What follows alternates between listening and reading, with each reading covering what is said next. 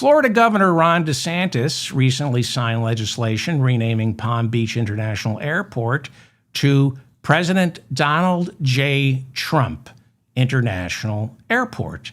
It'll cost close to $3 million for the name change, possibly more than $5 million. Trump insists, I'm not making a penny off it. But there are reports that the Trump family has already gone ahead and filed trademarks on all DJT airport merchandise. See, Trump slaps his name on everything. It's now the Trump Kennedy Center for the Performing Arts. The U.S. Treasury Department announced President Donald Trump's signature will appear on all future U.S. paper currency later this year. H.R. 1761 is a bill introduced in the House calling on the Treasury to create a $250 bill with Trump's face on it. Trump is lobbying to get his name on streets and buildings throughout Washington, D.C., all while he's still alive. And over the weekend, he even joked that after he gets the Strait of Hormuz open, it should be called the Strait of Trump. So, I've been thinking, as Trump's war enters its second month, let's call it World War Trump. Because it really is a world war, and Trump started it. So why not name it World War Trump?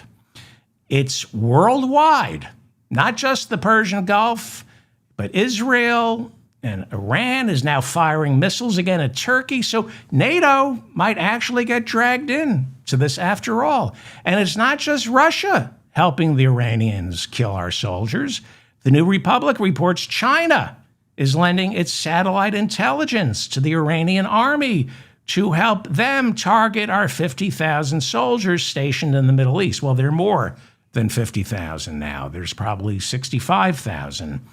So China is helping Iran kill our soldiers. And of course, they're buying Iranian oil and a Chinese container ship. Several Chinese container ships were allowed to pass through the Strait of Hormuz yesterday. So Russia, China, Europe, it truly is World War Trump. And why not name it after Trump? Because he thinks it's going great. He says war with Iran is nearing completion. He's predicting an economic rebound like you've never seen before. He said the Iranian military has been decimated, destroyed. They're all dead. Trump says, I'm in serious discussions with Iran. They came to me, he says. They want peace, and they offered concessions. He said, Iran said, Mr. President, sir, if you just stop bombing, we'll give you 20 oil tankers that will be allowed to pass through the Strait of Hormuz. And he said, as a sign of good faith, he said, Iran said to me, here, we're going to allow 20 oil tankers pass through the Strait of Hormuz as a present to you, Donald Trump. That's what Donald Trump said. He said, we've won this war. The war has been won. Their military has been decimated last week. He said, we are winning so big, tremendous success. He said, they're defeated. They can't make a comeback. Make a comeback.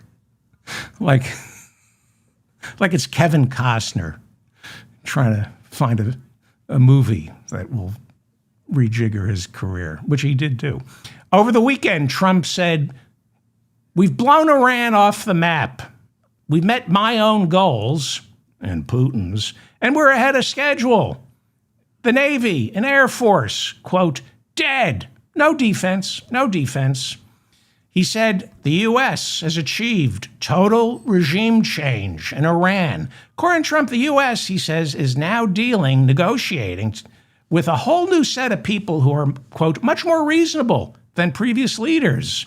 He said this time, Iran, they came to me, they want to negotiate, they mean business, they want to settle, they want peace. They said to me, it's enough.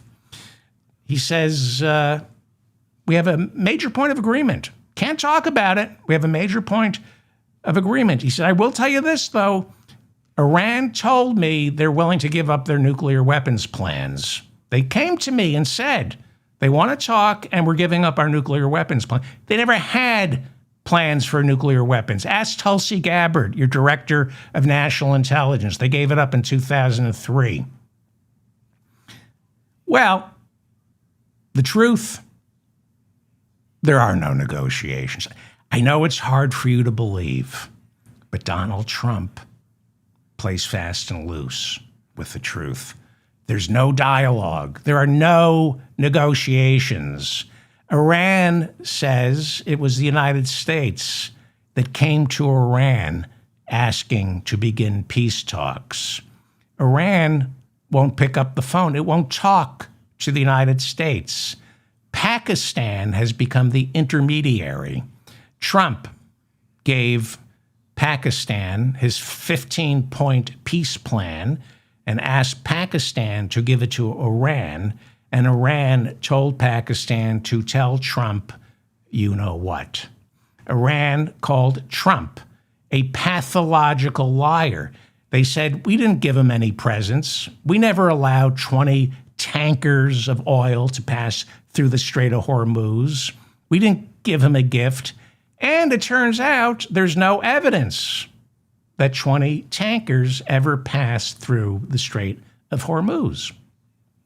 Iran told Pakistan it will open up Hormuz when the United States is held accountable for starting this war. Iran said, we were negotiating on a Thursday. They ended it and began bombing on a Saturday. Iran told Pakistan it wants to be compensated for the damages. It wants reparations. Iran's parliament speaker, Mohammad Bagher Ghalibaf, denying that negotiations have been taking place with the U.S. But Trump on Monday said, that's who I'm negotiating with personally. Iran's parliament speaker, Mohammad Bagher Ghalibaf, said, no, I'm not negotiating. No negotiations have been held with Trump. And fake news, Trump's fake news is trying to manipulate the financial and oil markets. He said, I welcome an American ground invasion. We're waiting for you. The Iranian Foreign Ministry spokesperson, Ismail Baghaei, he denied any talks, any communication whatsoever with the United States has taken place. It turns out killing all those leaders resulted in hardliners, wannabe martyrs. Trump is all out of options. He's thinking of saying, and he's already said it, he said it on Tuesday, we don't need Hormuz, it's Europe's problem. He said to Great Britain, we did the hard work. You go in and open up Hormuz. We're going to leave maybe. So Trump claims he's talking with Iran, but we know they're not talking, which is why he's freaking out and threatening crimes against humanity. He has threatened to take out Iran's water desalination plants, its power grid. These are war crimes. These are war crimes. Even worse, according to Bellingcat, the United States has been dropping Gator scatterable mines in Iran from the air. We're dropping landmines what's her name? Caroline Leavitt was asked about that during yesterday's press conference, and she said, I can't talk about it. We're not a signatory to the landmine treaty, and we are now dropping, according to Bellingcat, landmines from above onto Iran. So what does that mean? It means we've lost our moral authority. It means when Marco Rubio says Iran is immoral, it means nothing. When Iran dropped cluster bombs on Israel last year, America couldn't say anything. We couldn't scream war crime.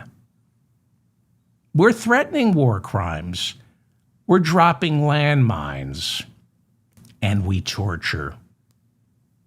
We violate all international law when it comes to waging war.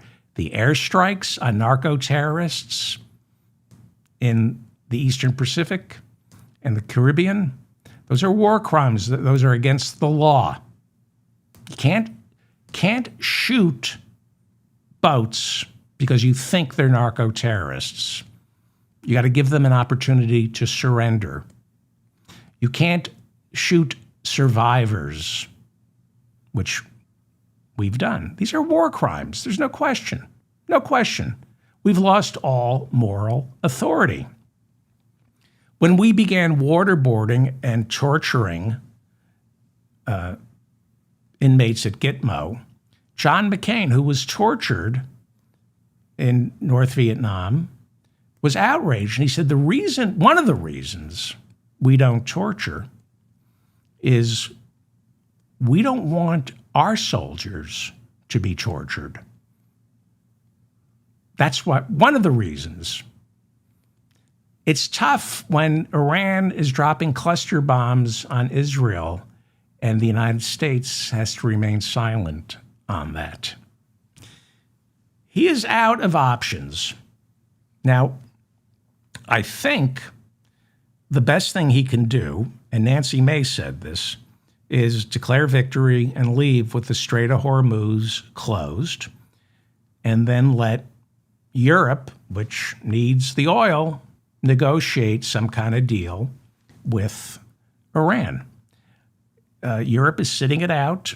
They're obviously waiting, and that will essentially be the end of the American empire as we know it. Maybe he did us a favor, Donald Trump. Maybe he did us a favor.